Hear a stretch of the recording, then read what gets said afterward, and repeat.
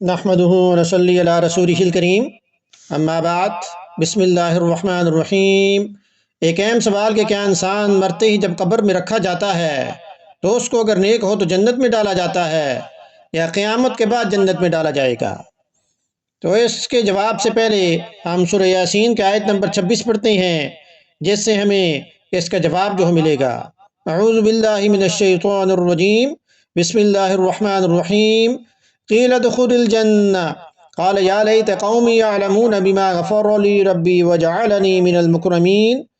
آخر کار بستی والوں نے اس کو قتل کر دیا اور اللہ تعالیٰ کی طرف سے اس سے کہا گیا کہ جنت میں داخل ہو جاؤ، تو اس نے جنت کی نعمتیں دیکھ کر کہا کہ کاش میری قوم کو معلوم ہو جائے۔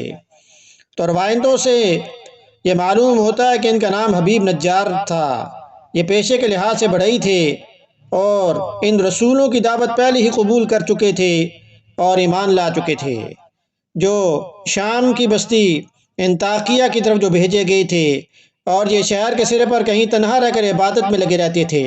جب انہیں پتہ چلا کہ ان کی قوم کے لوگ ان رسولوں کو تکلیف پہنچانے کے در پہ ہیں، تو یہ جلدی سے وہاں پہنچے اور بڑے مؤثر انداز میں اپنی قوم کے لوگوں کو سمجھانے کی کوشش کی۔ تو بعض روایات میں یہ بات معلوم ہوتی ہے کہ سنگ دل قوم نے ان کی خیر خواہانہ تقریر کے جواب میں انہیں لاتے گھونسے اور پتھر مار مار کر شہید کر دیا۔